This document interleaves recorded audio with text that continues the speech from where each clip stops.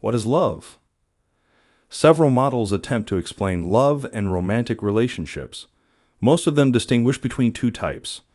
Liking is the feeling we feel for a platonic friend. Loving is the feeling we feel for a romantic partner. One of the most popular models of love is Sternberg's triangular theory.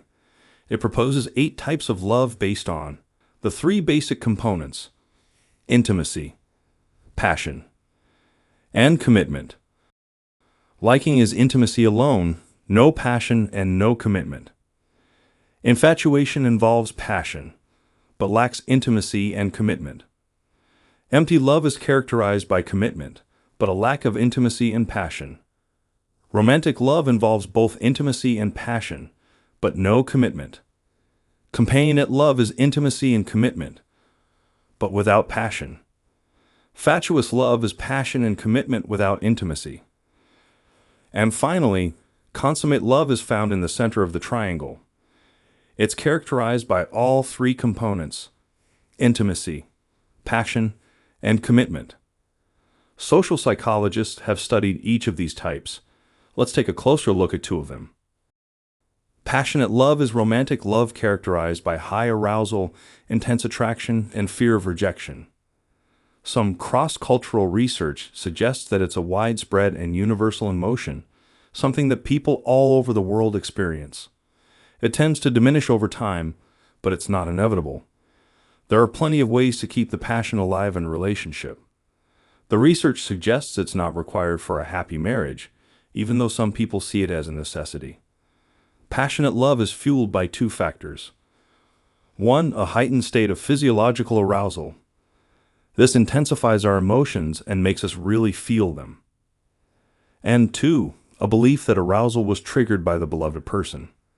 Related to this is Dolph Zillmann's concept of excitation transfer. This occurs when we're aroused by 2 different stimuli, and we misattribute the combined arousal to the second stimulus.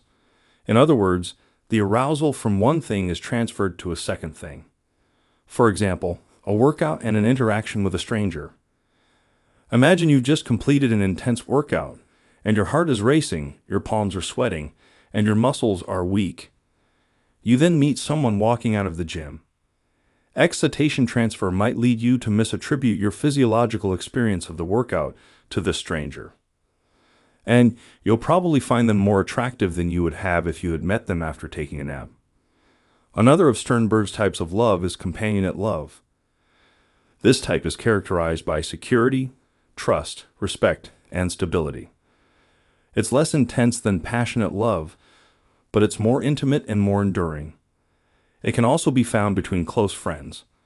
It's characterized by high levels of self-disclosure, where both parties are willing to be vulnerable and share intimate details about themselves and their feelings.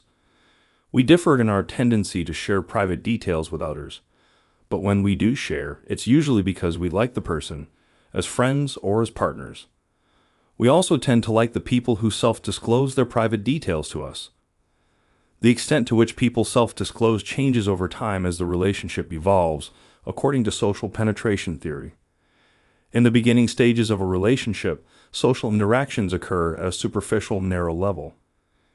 Isn't the weather terrible, for example? As the relationship develops, both parties begin to disclose a bit more about themselves.